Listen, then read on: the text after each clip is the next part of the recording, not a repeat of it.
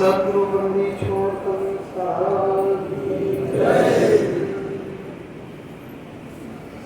अखंड मंगलाकारं व्याप्तमेन चराचरं तत्पदं दर्शितं येन तस्मै श्री गुरुवे नमः। तस्मै श्री गुरुवे नमः। कबीरनामं परमं पुनीतं युगे युगे स्वामी हरन्ति दुःखं दातारमोक्षं पुरुषं पुराणं चरणारविन्दं सततं नमामि। चरणारविन्दं सततं नमामि। बोलिए सतगुरुदेव की जय।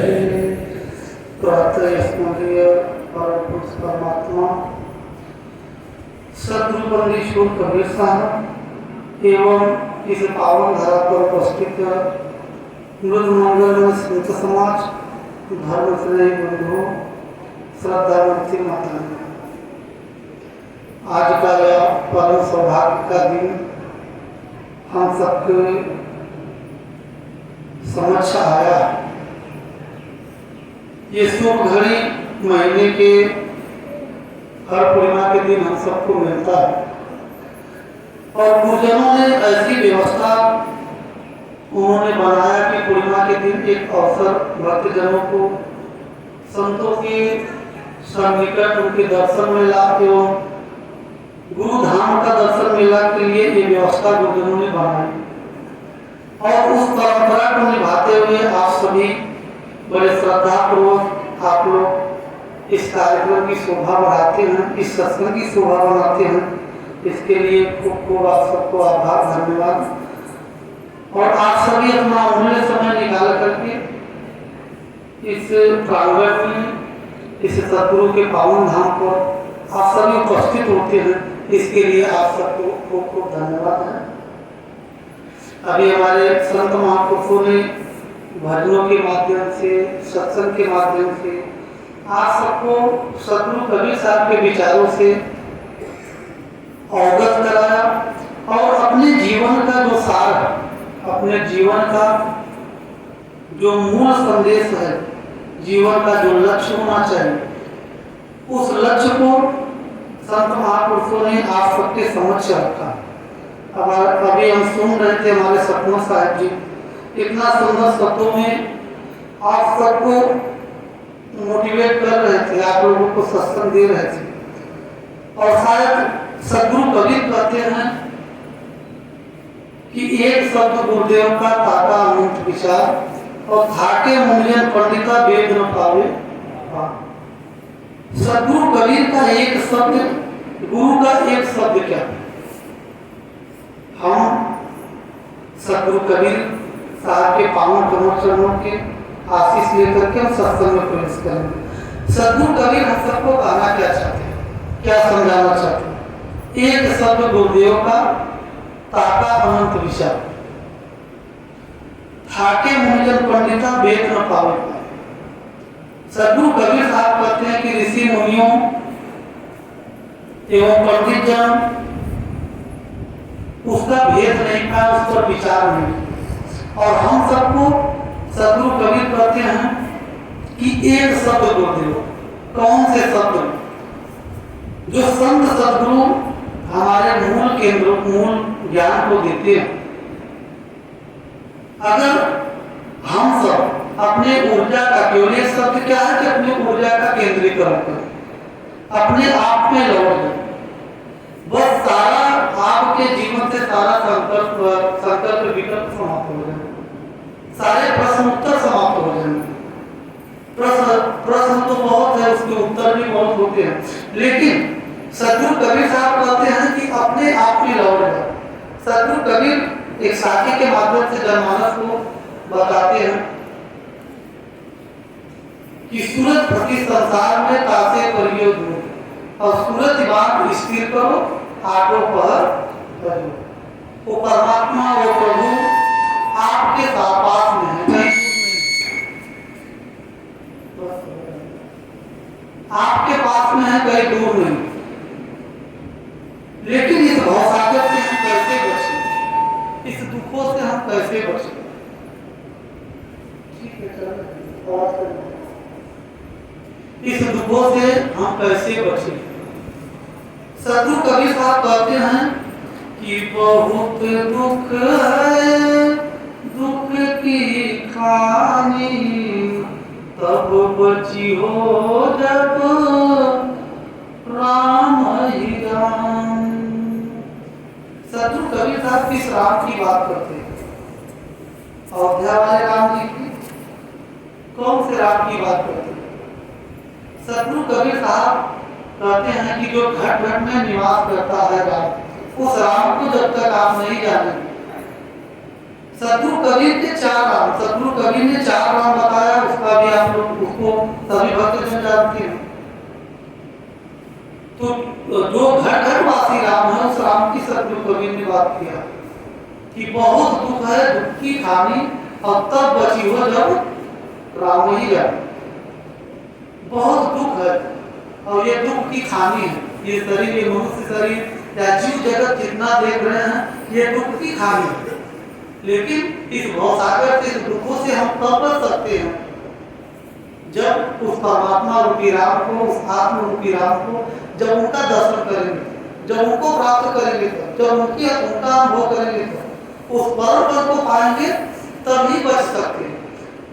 अन्यथा आप कितना भी कर लीजिए, संसार में या इतने पंथ आप लोग देखते हैं समाज में, अलग अलग पंथ बना करके और बड़े गौरव से, बड़े गर्व से कहते हैं कि मैं परमात्मा गारंटी देते हैं कि मैं परमात्मा से मिलन करा दूंगी।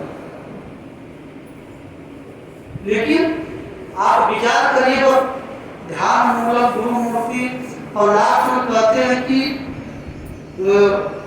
मोक्ष मूलक गुरु कृपा।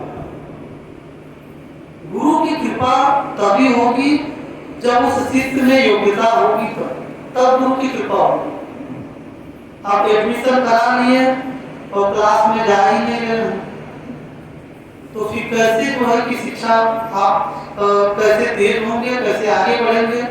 तो ये भी अध्यात्म का एक विद्यालय है, हम लोग एडमिशन कराए। तो एडमिशन संत सदगुरु शिक्षक आपको मार्गदर्शन देते हैं। और कितने लोग तो तमाम यही कहते हैं कबीरपंथी, और पता नहीं कबीरपंथी से बड़ा जन्म क्यों होता है। और कबीरपंथी वास्तविकता, अगर जो सच्चा कबीरपंथी है उससे तो जन्म नहीं हो, लेकिन जो सच्चा कबीरपंथी नहीं बन पाया है, उसको लोग टारगेट करते हैं। अपने जीवन को जो निर्मल, अपने जीवन को शुद्ध बुद्ध नहीं बना, और सदगुरु के मार्ग पर। लेकिन कहीं कहीं आप लोग देखिए, हर जगह समय काल परिस्थिति के हिसाब से हमें परिवर्तन करना पड़ता है अपने विचारों में, अपने रहने कहने में। अब हर जगह अगर जो है कि अगर भक्त बन जाएंगे तो ये संसार जीने नहीं देंगे। बहुत से जगह हम तो देखिए इतना कि अगर आपके कोई पीछा किया, अगर आप भागते रहेंगे तो आपकी कमजोरियां मानता है। बहुत ऐसे भगत सिंह हैं तो बोले साहब आप तो कहते हैं कुछ मत बोलिए, कुछ मत बोलिए, जो है कि तो हम तो कुछ बोलते नहीं, लेकिन तब भी वो पीछा किए हैं। तो फिर हम तो कई बार कहे भैया कुछ ना हो तो कम से कम सब की तरफ पुकारते रहिए। और जितना हो सके, हम एक बुजुर्ग रहते थे हमारे बचपन में अवस्था में, हम तो बुजुर्ग उनके पास एक बूढ़े दादाजी थे, उनके पास खूब बैठते थे और बहुत अपना अनुभव बताते थे। लगभग 118 वर्ष के हो गए थे। मैं उनसे बहुत सीख लेता और हमेशा कहते हैं बाबा, हम बच्चों को बाबा ही कहते थे। तो हम बैठ जाते थे तो फिर हमको समझाते थे कि बेटा जीव से जीव कभी मत लड़ना, धन से धन लड़ा देना। तो हम पूछते थे कि दादा मुझे समझ में नहीं आया। तो बोले बेटा देखिए मार झगड़ा लड़ाई मत करना, और धन से धन लड़ा देना, धन चला जाए जीव जाएगा तो जीव फिर वापस नहीं आएगा। तो दोनों तरफ हानि होती है, चाहे आप मारेंगे तो भी, लेकिन आप अगर मारे जाएंगे तो भी दोनों तरफ हानि है। तो कोशिश यही करना चाहिए कि कानून से लड़ लें, धन से लड़ लें, लेकिन जो है कि जीव से कोशिश करें उससे दूर रहें। तो हम आप सबसे यही निवेदन करेंगे कि परमात्मा की प्राप्ति कैसे होगा? बहुत कठिन मार्ग है, बहुत साकर गलियां है परमात्मा को प्राप्त करने के लिए, और उसमें साकर गलियां में बहुत संभल करके हम सबको पाँव है कि धरना। सदगुरु कभी कहते कि पाँव में टीके पिपिल की और कहा खलकल आदि बन। वो परमात्मा का जहाँ निवास स्थान है, वहाँ जो है कि उस सार शब्द की जो बात पर सदगुरु कभी कहते वहाँ चींटी की भी पग जो है नहीं टिक सकते। अब देखा हमारे माता जी लोग, बहनी लोग, कुछ लोग बात गलत है कि पता नहीं शायद का बोलत भावे में। अभी रुपया पैसा का बात करें तो फिर तो सावधान हो जाएंगे। अभी कहीं कि देखो एक मंत्र बता रहे हैं, उससे आपके बच्चों की नौकरी लग जाएगी, आपका मकान बन जाएगा, आपके घर में गाड़ियाँ आ जाएंगी, सोना चांदी बन जाएंगे। तो देखिए खूब माता है, बने सावधान हो जाएंगे। थोड़े समय के लिए हम बोलते हैं, तो आप लोग थोड़ा अपने जीवन में अगर सत्संग में आए हैं, आश्रम में, तभी आपको लाभ मिलेगा। थोड़े समय के लिए आप सत्संग में अपने जीवन में धारण करेंगे, सुन करके जीवन में धारण करेंगे, तभी उसका लाभ मिलेगा। और नहीं तो फिर लालसा तो आश्रम तो लगेगा ही। यहाँ से जाएंगे तो सत्संग सुनेंगे नहीं, फिर वही उसी वातावरण में लड़ाई झगड़े और कलेश में रहेंगे। आस पड़ोस के लोग जो है कि आश्रम को भी कहेंगे, आश्रम में जाते हैं तो सत्संग क्या सिखाते हैं, क्या मार्गदर्शन देते, क्या आदर्श देते हैं। तो इसलिए हम आप लोगों से बार बार निवेदन करते हैं कि सत्संग के समय आप लोग बात न किया करें, और इससे वीडियो वगैरह भी बनता है तो फिर ठीक नहीं रहता। तो सदगुरु मदन साहब एक सुंदर पद है, क्योंकि छोटा दिन है तो मैं ज्यादा समय नहीं लूंगा। और डॉक्टर साहब शायद नहीं है क्या, तैयारी कराओ भैया, आती रहती है। मदन साहब जी का एक बड़ा सुंदर शब्द है, उसी शब्द को बोल करके हम अपनी वाणी को ध्यान देंगे। बोलिए सतगुरुदेव की जय। इसे समझिए, बहुत मार्मिक पद है सतगुरु स्वामी साहब का कि साधो कठिन है तुम्हारे सो, कोई सूर लड़े बिन धड़ सो, साधो कठिन है तुम्हारे सो। सदगुरु मदन साहब कहते कि हे साधो, साधो कठिन हेतु है, तो भजन करो, सुमिरन करके साधिए। बड़ा कठिन है उस परमात्मा से हेतु करना, परमात्मा से मिलना, परमात्मा से प्रेम करना बहुत कठिन है। जितना प्रेम हमारा प्राणी पदार्थों में रहता, जितना प्रेम हमारा महल अटारी धन दौलत में रहता, क्या उतना प्रेम हम परमात्मा से कर पाते हैं? 2-5 मिनट के लिए अगर हम लोग परमात्मा के ध्यान में बैठे, तभी ये मन उपद्रव करना शुरू कर देता है। और किसी भी संप्रदाय या मत मजहब में जाएंगे तो हमेशा निरंतर सब लोगों ने मन को ही गाली दिया, मन को ही बुरा भला कहा, लेकिन सदगुरु कबीर साहब मन को मित्र कहा, मन को भाई कहा कि अपने मन को ही मना। और मन को अगर जो मना लिया, मन के हारे हार है, मन के जीते जीत। ये मन अपना ही पुत्र है, कोई बेगाना नहीं है। कोई अपना बेटा अगर बिगड़ गया है, उसे सुधारने की जरूरत। इधर उधर ध्यान मत कर, आरती आता होगा, इधर उधर ध्यान मत कर, सत्संग में ध्यान बनाए नहीं। आरती आ रहा है तो सदगुरु कबीर साहब कहते हैं कि मन के हारे हार है, मन के जीते जीते। मन ही हमारा पुत्र, इस पुत्र को हमें सुधारना, इस पुत्र को हमें मानना। अपना बेटा है, नहीं अक्षर से अक्षर गया, अक्षर किया पता, अक्षर से ही मन उपजा, ये अपने आत्मा ही तो जो आपको उत्पत्ति इसकी हुई है और इसी से ऊर्जा लेकर के ऊर्जावान हुआ। तो इस मन पर निरंतर हम सबको निरंतर रखने की जरूरत है। मन पर नियंत्रण प्राप्त करने की जरूरत है। और लेकिन कितना भी ज्ञान सुन करके, लेकिन जरा सा क्रोध अगर आ गया जीवन में तो सारा ज्ञान समाप्त हो जाता है। उस समय हम लोग क्या कर बैठते हैं, क्रोध में क्या हो जाता है कुछ भी पता नहीं चलता, लेकिन होने के बाद फिर पश्चाताप के सिवा कुछ हाथ में लगता। शत्रु मगर आप कहते साधु कठिन हेतु है हर चीज। कोई सूर लड़े बिन धड़, कोई सूर वीर उस मार्ग पर चल सकता, ये अपने इंद्रियों से अपने विषय विकारों से लड़ सकता। कोई सूर भी, कोई लाखों में देखा नहीं, कोटि में कोई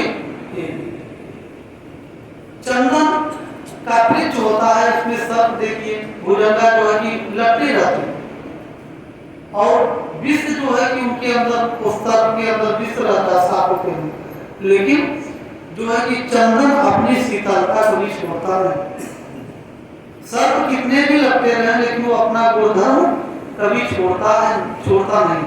इसलिए हम सबको भी सद्गुरु के मार्ग को छोड़ना नहीं है, सद्गुरु के ज्ञान को छोड़ना नहीं। तो आगे सद्गुरु मदन साहब हम सबको समझाते हैं कि देखिए आत्मा की जागृति कब हो, करत करत अभ्यास पे जन्मत हो सुजान और रसरी आवत जात सिर पर निशान। तो रोज हम सबको रोज सत्संग करने की जरूरत है, करिए नित्य सत्संग, अभ्यास रोज करने की जरूरत है। और बिना अभ्यास हम तो शुरुआत में जब आए थे भंडार में जब जाते थे रोटी बनाने के लिए तो रोटी जो है टेढ़ी मेढ़ी हो जाती थी, तो साहब कहते थे अरे भैया थोड़ा ऐसे बेलना चलो, भंडारी साहब लोग बताते थे। तो फिर धीरे धीरे अभ्यास बढ़ गया तो गोला बनना शुरू हो गया, जैसे मशीन बनाती है। तो फिर अभ्यास का ही विषय है। आज भोजन बनाते समय नमक अगर शुरुआत में कोई माताएं बहनें जब नमक डालती हैं सब्जियों में दाल में, तो बताइए कौन सा कोई उसका तराजू है तौल करके डालती है, लेकिन धीरे धीरे अभ्यास बन जाता है। जितना देख करके एक अंदाज बन जाता है उतना नमक डाल देती है, न ज्यादा होता है न कम होता। तो ये अभ्यास का विषय, साधना भी एक अभ्यास का विषय है। लेकिन आत्मा कब जागृत होगी, आत्मा सोया हुआ है तो कब जागेगा ये कि मथे शब्द तब आत्म जागे करे न दर्शे।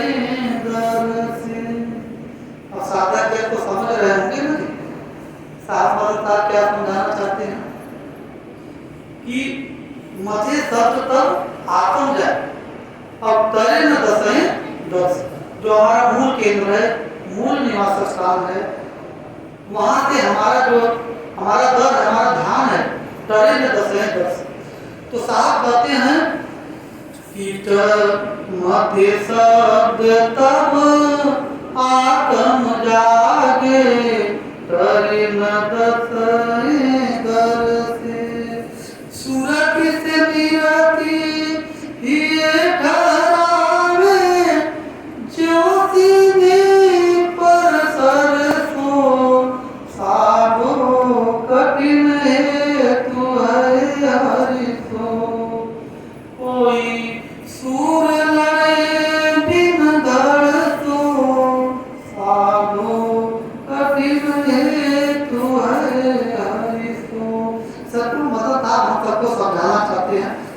मथे शब्द सब आत्म जागे और डरे न दर्शे।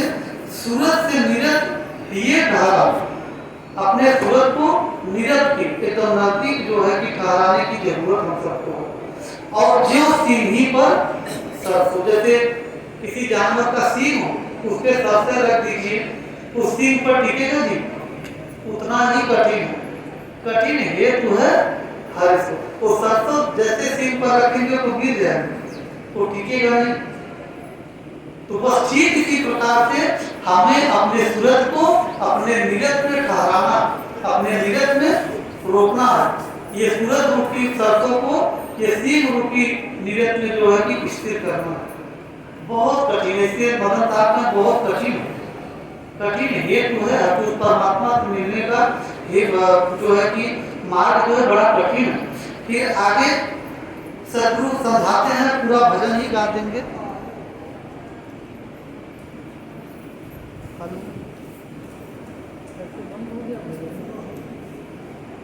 माइक भी कर रहा है क्या कि साहेब बंद करिए, समय हो गया। तो हम भजन अब व्याख्या करेंगे, बड़ा लंबा भजन है तो बहुत काफी समय हो जाएगा, तो इसलिए ज्यादा हम समय न लेंगे। फिर आगे आप लोग समझदार हैं, वो मार्मिक शब्द है, समझने के लिए बहुत आसान है। साहब आगे कहते हैं कि 5-25 3 को साधे होय चेतन निज घर सो, गुरु की ज्ञान विहंगे गई के उड़ लागे बिन परसो, साधो कठिन तो है हरिसो, कोई सूर लड़े जिन धरसो, साधो कठिन तो है हरिसो। और फिर साहब आगे कहते हैं कि गुरु गम वृक्ष शोधित मन चढ़ो, निराधार बिन करसो, जुगन जुगन की छुदा बुताने, नाम लौकिक परसो, साधो कठिन हेतु है हरिसो, कोई सूर लड़े बिन धरसो, साधो कठिन हेतु है हरिसो।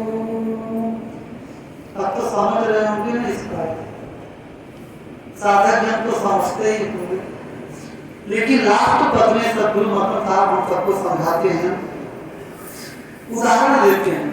जैसे सती खत्म समझरी गयो, बहुरी न उतरे सरसी। सदगुरु महाराज साहब उदाहरण देते हैं किसका? सती का। जैसे पहले सती प्रथा थी, उस समय का सती प्रथा उस समय चलता था, संत महापुरुषों ने, बड़े बड़े महापुरुषों ने सब विरोध किया इस सती प्रथा का, और ये कुरीतियां थी, एक पाखंड था, अंधविश्वास था, और आज भी ऐसे भी धर्म के नाम पर अंधविश्वास पाखंड फैले हुए हैं। हम तो अभी वीडियो में देख रहे थे एक जगह कि वहां भी कहीं तीरथ में जा रहे थे, तो वहां की परंपरा महाराष्ट्र की परंपरा शायद है या मध्य प्रदेश का था, तो उसमें जो है कि सब गांव के लोग वो बैल लेकर के जाते थे, बैल लेकर के जाते हैं तीरथ करने के लिए, तो गांव के लोग सब सो जाते हैं। कहा भैया सत्संग सुनना है क्या आपको? बड़े ध्यान से महात्माओं का दर्शन कर रहे हैं, जब दर्शन करना था तब तो फिर संसार में जो है कि इधर उधर के, अब जो है दर्शन करके क्या लाभ मिले। तो वहां की परंपरा क्या है कि वहां लोग, गांव के लोग लेट जाते हैं, और लेट जाते हैं उनके ऊपर से बैल जो है कि दौड़ाते हुए ले जाते हैं, कि अगर किसी के अगर जो सर पीट फूट गया, खून निकल गया, तो मानते हैं कि अब हमारा कल्याण हो जाएगा। ऐसी ऐसी मान्यताएं, ऐसी ऐसी परंपराओं में समाज को जो है कि बांध करके सब ये हमारे धर्म के गुरु लोग रखे हुए, अगर उसे अगर बताने का प्रयास करिए, समाज को जगाने का प्रयास करिए, तो आप अधर्मी हो जाएंगे, और तमाम प्रकार के जो है कि छीटाकशी होना शुरू हो जाएगा। इसलिए हम सबको समझने की जरूरत है, ये परंपरा कितनी क्रूरतियां थी। आज पुरुषों के लागू थोड़ी ना, हमेशा माताओं बहनों पर ही वो लागू होता। ये सती प्रथा क्या थी? क्रूरतियां ही थी, लेकिन बहुत से महापुरुषों ने संघर्ष करके इस प्रथा को समाप्त किए, और उसने जो है कि अंग्रेजी हुकूमत ने बहुत साथ दिया, और इस कुप्रथा में जो है कि सहभागी नहीं बना, और इसे खत्म किया। आज पति मर जाता था तो पत्नी को उस पर जलना पड़ता था, जबरन जला दिया जाता, और नहीं तो अगर वो भाग जाती तो डोम घर में रहना पड़ता था, और उन्हें भेज दिया जाता। तो ये बड़ी कुप्रथा थी। तो सदगुरु कबीर साहब जो कहते थे, अगर सदगुरु मदन साहब कहते हैं अगर चिता से जो बहना अगर जो है पति की चिता से उठकर के भाग जाती थी तो उनको समाज में तवज्जो नहीं मिलता। लेकिन साहब एक उदाहरण दिए कि उस समय सती प्रथा जैसे सती खत्म सब जरिए बहुत लोग उतरे सर से, वो बहुत नहीं उतरती थी, अगर उतर जाती तो उन्हें सती नहीं कहा जाता, उनका प्रमाण सती का प्रमाण पत्र नहीं मिलता। तो तन मन जान तो सत्य संभाले मदन दुर्लभ नरतन। इसलिए सदगुरु कबीर साहब कहते हैं कि तुम लोग परमात्मा को शायद परदेश में मानते हो कि तुम्हारा ईश्वर परमात्मा कहाँ रहता है। सदगुरु कबीर साहब तंज कसते हैं, इसलिए सदगुरु कबीर साहब कहते हैं तुम्हारा परमात्मा पता नहीं क्यों कहाँ रहता है, और मेरा परमात्मा मेरा प्रभु तो मेरे साथ में। कोई कपड़े लगा करके परमात्मा को प्राप्त करने की विधि बनाया हुआ है, कोई जटा और बाल बना करके परमात्मा को प्राप्त करने का विधि बनाया कि परमात्मा कोई धुना बना करके परमात्मा को प्राप्त करने की विधि बनाया है। लेकिन सदगुरु कबीर साहब तंज कसते हैं, ऐसे जो ढोल ढकोसला पर सदगुरु कबीर साहब तंज कसते हैं। बड़े सुंदर शब्दों में साहब समझाते हैं कि मोर पिया मोरे संग रहत हमेशा। वो पिया परमात्मा मेरे साथ ही रहता है, मेरा पिया मुझसे दूर नहीं है, मेरा परमात्मा मुझसे दूर नहीं है। तो सदगुरु कबीर साहब भजन के माध्यम से बड़ा सुंदर शब्दों में हम सबको जगाते हैं कि मोर पिया मोरे संग रहत हमेशा, रहत हमेशा रहत हमेशा, मोर पिया मोरे संग रहत हमेशा। हम देखिए कभी गायन किए नहीं, ऐसे भगत जी लोगों का सुन सकते, ऐसे थोड़ा थोड़ा गा सकते। तो इसलिए मेरा कभी स्वर गाया ही नहीं तो स्वर ही नहीं बनेगा, तो लेकिन धीरे धीरे थोड़ा बहुत ऐसे मिलाते हैं। तो सदगुरु कबीर साहब कहते हैं कि मोर पिया मोरे संग रहत हमेशा, पर वो परमात्मा मेरे साथ में है, मुझसे दूर नहीं है। और तुम्हारा परमात्मा कहाँ रहता है? साहब पूछते हैं, तंज करते हैं कि काहे के सखिया चूनर रंगैलू। तो कपड़े देखिए तमाम प्रकार के कलर के महात्मा लोग रंगे रहते हैं। सदगुरु कबीर साहब उनसे पूछते हैं कि काहे को सखिया चूनर रंगैलू, और काहे बढ़ा लेलू लंबी लंबी केसा, मोर पिया मोरे संग रहत हमेशा, मोर पिया मोरे संग। सदगुरु कबीर साहब कहते हैं उस महात्माओं से कि क्यों, क्या ये चूनर लगाने से, कपड़े लगाने से तुम्हें परमात्मा का दर्शन हो, परमात्मा का मिलन तुम्हें कपड़े लगाने से हो? सदगुरु कबीर कहते हैं कि नहीं, ये जटा जो है कि पहले हम देखते थे, हम तो बहुत से मठों में गए हैं, आश्रमों में, यहाँ तक कि ऐसे ऐसे भी मठ है कि मठाधीश लोग जितना लंबा केस होगा, जितना लंबा बाल हो जाए, तो उतना परमात्मा के सन्निकट, उनको ईश्वर और परमात्मा के सन्निकट मानते हैं। ऐसी ऐसी भ्रांतियां और ऐसी ऐसी मान्यताएं बना करके लोग रखे हैं।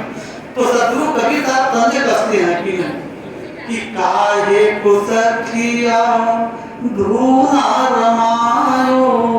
आज धूना रमा करके उसी से परमात्मा को प्राप्त करने की विधि बताते हैं। अग्नि जला लेंगे, अग्निकुंड बना करके, और उसमें जो है कि आहुति देकर, हम तो कहते हैं कि हवन यज्ञ लोग करवा करके पुण्य मानते हैं, लेकिन हम लोग तो हर दिन हवन यज्ञ करते हैं।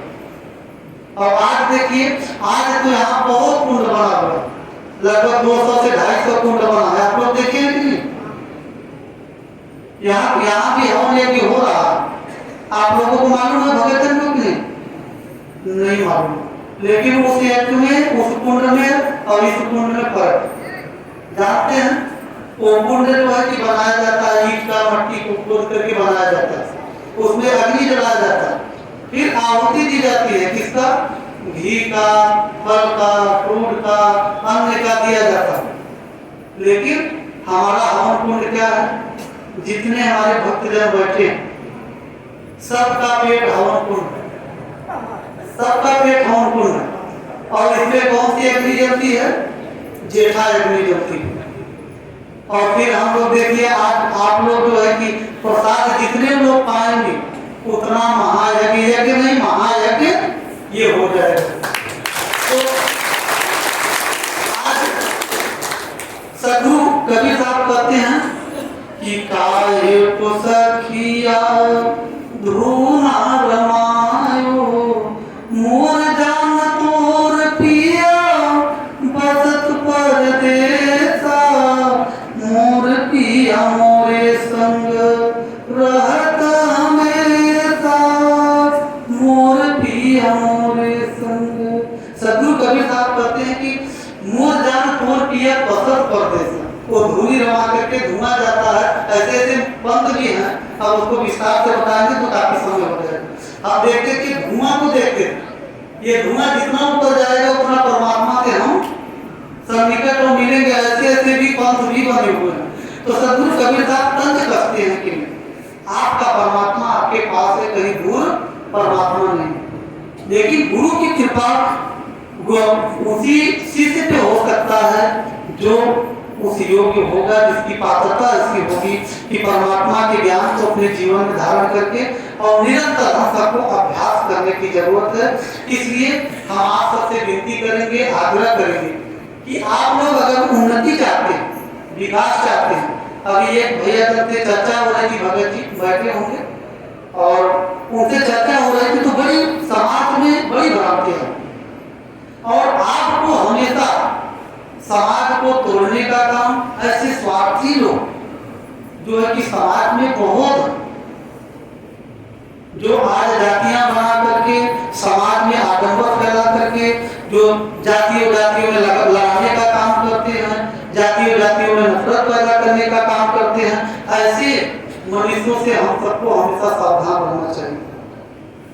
हम तो बड़ी हंसी आती है हमको कि जो जाति बनाया और वही दूसरे को जातिवादी कहता। वो भैया बोल रहे थे तो हमने कहा भैया जो जाति बनाया वही जातिवादी कहता है आपको। और आज कौन नहीं जातिवादी है? वो भैया भगत जी का सब जातिवादी है, कौन नहीं जातिवादी है? जरा बताओ एक व्यक्ति जातिवादी नहीं है।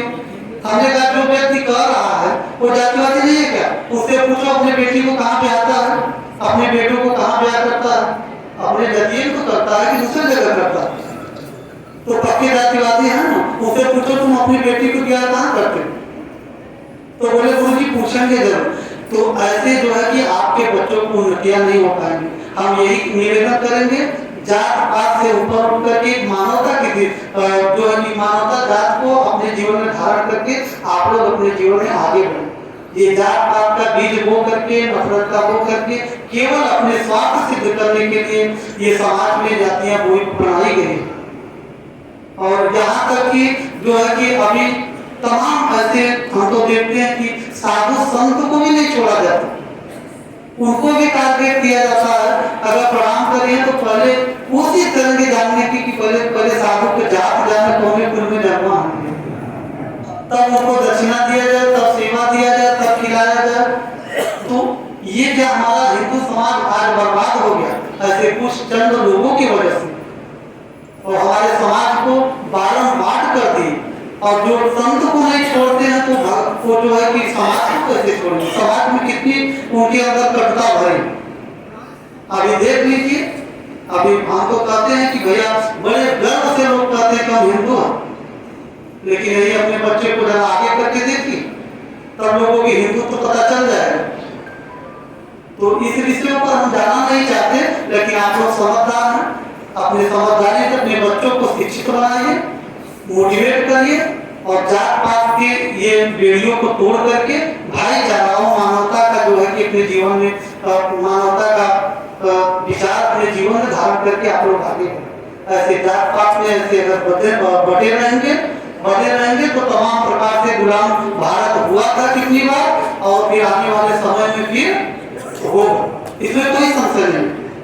लेकिन कुछ चंद लोग स्वार्थी लोग, उन्हें किसी धर्म से मतलब नहीं, किसी जाति से मतलब नहीं, केवल अपने अपने धर्म अपनी जाति से मतलब है, अपने उन्नति से मतलब है और अपने द्रव्य से मतलब है। समाज भाग में जाए उससे कोई लेना देना नहीं, समाज उन्नति करे न करे उससे कोई लेना देना नहीं। इसलिए हम आप सबसे यही आग्रह करेंगे, निवेदन करेंगे कि अपने बच्चों को मोटिवेट करिए, शिक्षित बनाइए। ऐसे महान पुरुषों ने कहा कि जो शिक्षा ऐसी शेरनी का दूध है जो पिएगा वही धारेगा। तो इसलिए हम आप सबसे यही आग्रह करेंगे कि आप लोग जो है अपने बच्चों को परिवार में प्रेम पूर्वक जीवन जिए। और अब देखिए हमारे डॉक्टर साहब अभी नजर ऊपर नहीं है, लेकिन 4 मिनट ज्यादा जा रहा है डॉक्टर साहब, और डॉक्टर साहब देख लेते तो हम बंद कर देते, लेकिन अब ज्यादा समय हम आप सबका नहीं लेंगे।